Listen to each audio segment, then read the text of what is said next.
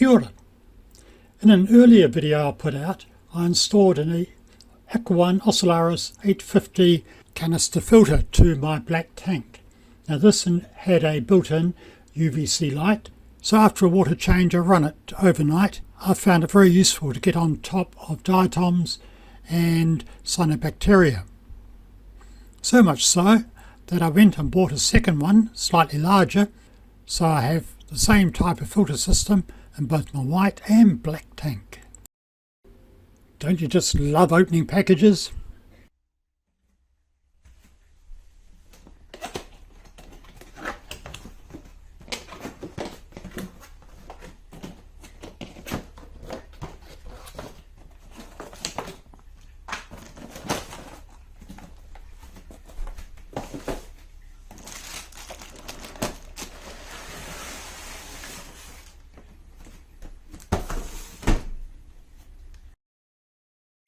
Now it came with the same sort of accessories as the first tank that I had, although the tubing and pipe sizes were larger.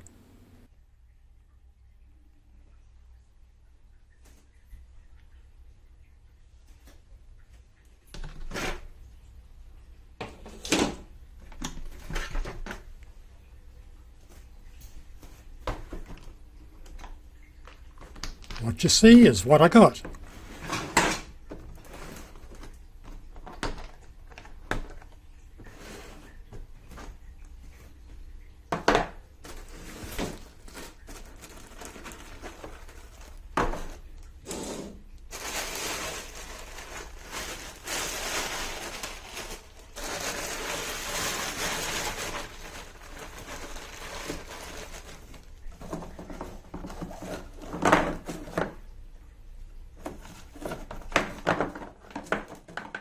There's ample space below the supports of the baskets, so I added a bag of oyster grit which will help with buffeting my pH, and I put in mature media from the tank.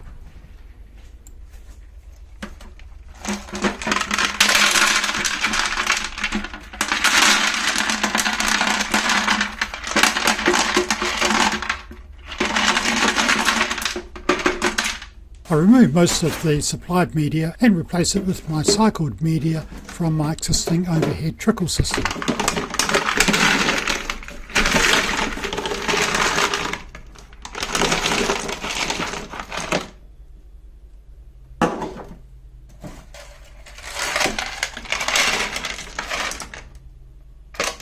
These canisters are designed so the water flows up from the bottom through the various trays. So in the bottom tray I had the coarse foam and then the medium foam.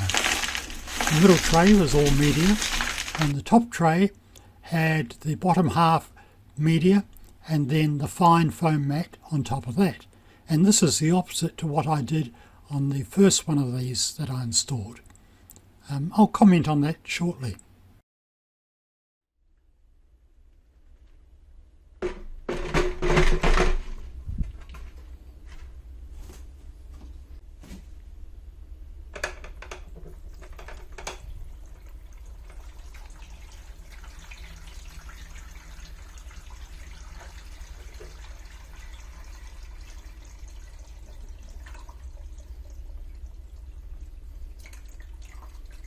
My existing canister was filtering the black tank, so it was an easy job just to lift the hoses off that and to put them into the white tank. It just remained for me then to put the new canister in next to the old and put the hoses in to the black tank.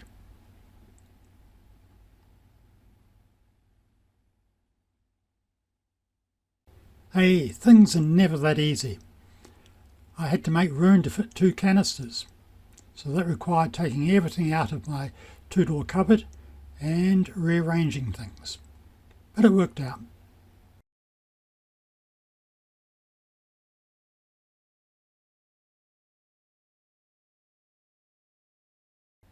And just how noisy are they?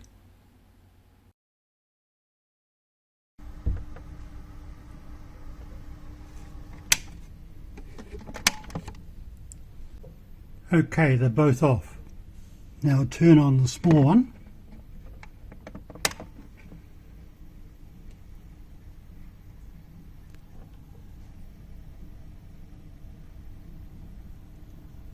I can't hear anything. Now we'll turn on the large one.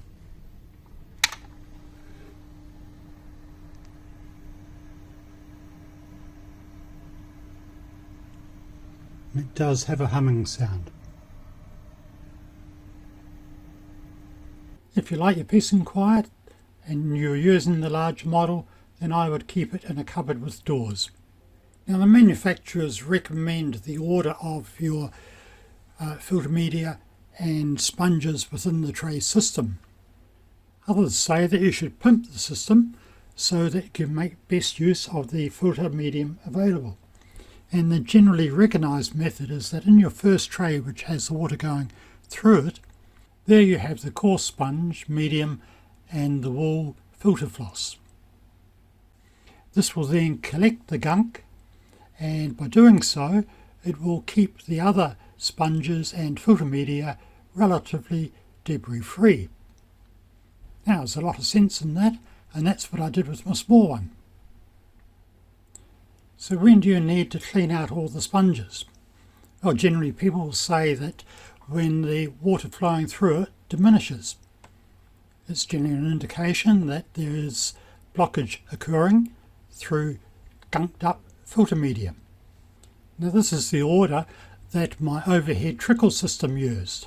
And if you look at this, you'll see that the water first of all goes through the filter floss type pad and then through the other media.